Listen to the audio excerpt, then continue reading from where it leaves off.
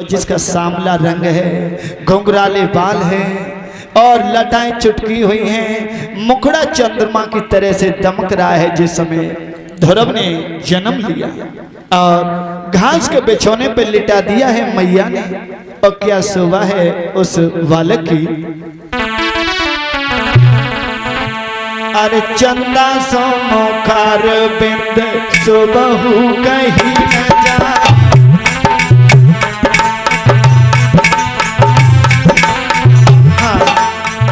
चंदा सो मुखार बिंद सुबहु कहीं न जा, जैसे जाके खजने शर्मा।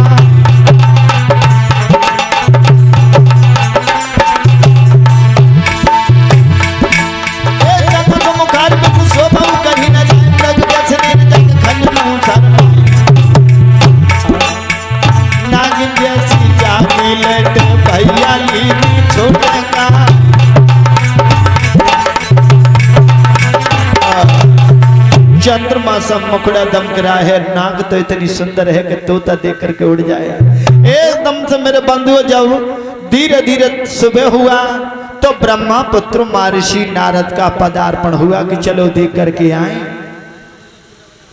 बालक ने जन्म लिया या नहीं।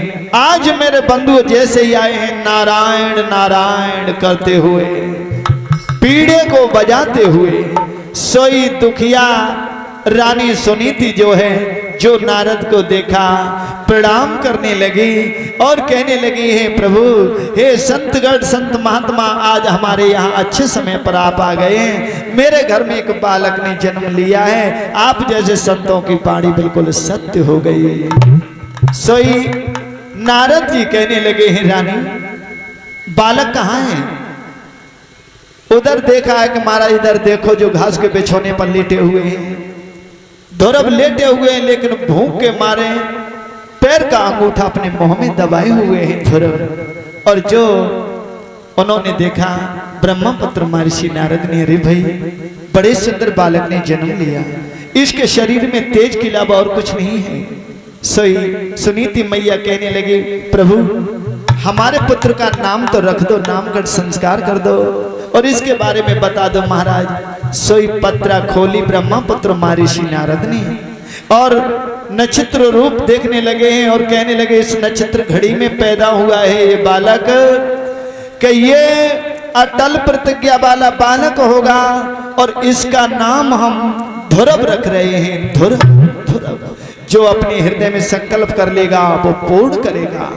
और महाराज राजा उत्तानपाद का नाम भी ऊंचा करेगा और इसका नाम यहां तक वर्णन लिखा है कि ये तीनों लोगों में इसका नाम उजागर होगा, लेकिन भगवान का परम भक्त होगा।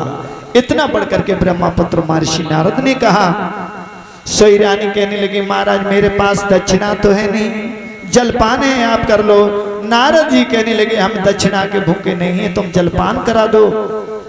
आज मेरे बंधुओं धीरे धीरे जलपान कराया है और नारद जी वहां से चले और इधर दिन के 4 बजे छोटी रानी ने एक पुत्र को जन्म दिया। छोटी रानी सुरची ने एक पुत्र को जन्म दिया। जैसे ही वहां पर पहुंचे राजा के दरबार में, जो नारद को देखा तो राजा उठ बैठे हैं, बड़ा सुंदर आसन दिया ब्रह्मपुत्र महर्षि नारद को।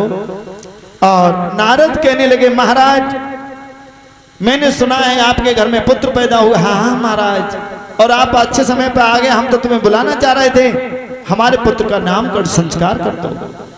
तो उस पुत्र का नामकरण संस्कार करने लगे तो कहने लगे हैं, ये तुम्हारा पुत्र जो है उत्तम कुमार के नाम से जाना जाएगा, जिसके उत्तम विचार होंगे, उत्तम विचार।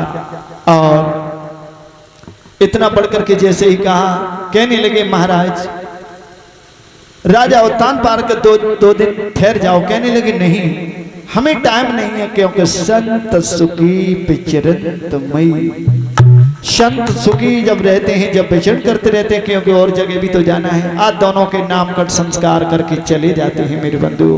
इधर ये दोनों बालक ध्रुव और उत्तम कुमार बड़े हुए। जब धीरे धीरे बड़े हुए हैं, 4 वर्ष की आयु हुई है, तो आपस में मित्रताई हो गई। मित्रताई जब मित्रताई हुई है मेरे बंधुओं, तो एक दिन उत्तम कहने लगा, ध्रुव भैया और ध्रुव भैया आज मेरी कचहरी में तुम्हें चलना होगा खेलने के लिए। ध्रुव कहने लगे हमारी तुम्हारी दोस्ती नहीं चल सकती है, क्योंकि तुम राजा के पुत्रों में तो गरीबड़ी का लाल हो। उत्तम कहने लगे हैं देखिए मित्रताई में दोस्ती में गरीबी अमीरी नहीं देखी जाती, अगर तुम नहीं जाओगे तो हमारी तुम्हारी दोस्ती खत्म हो जाएगी और हम तुम्हारे इस कुटिया के अंदर कभी नहीं आएंगे।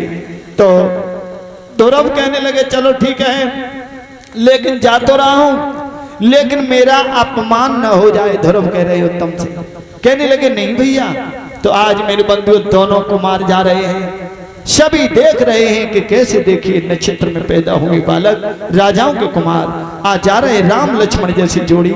धीरे धीरे धीरे धीरे कचहरी में पहुंचे और जब कचहरी में पहुंचे मेरे बंधुओं, सोई राजा ने देखा अरे उत्तम ये किसका बालक है और ये इसका क्या नाम है, जरा इसको मेरे पास मिलाओ। सोई ध्रुव पास में चले गए और जैसे ही राजा ने गोदी में ध्रुव को बैठा रहा है और सर पर हाथ फिराने लगे। लेकिन एक बात और बताएं परीक्षित यज्ञपति महाराज, मोहल्ला में दो चार ऐसी चुगलियां होती हैं, ऐसी चुगलियां होती हैं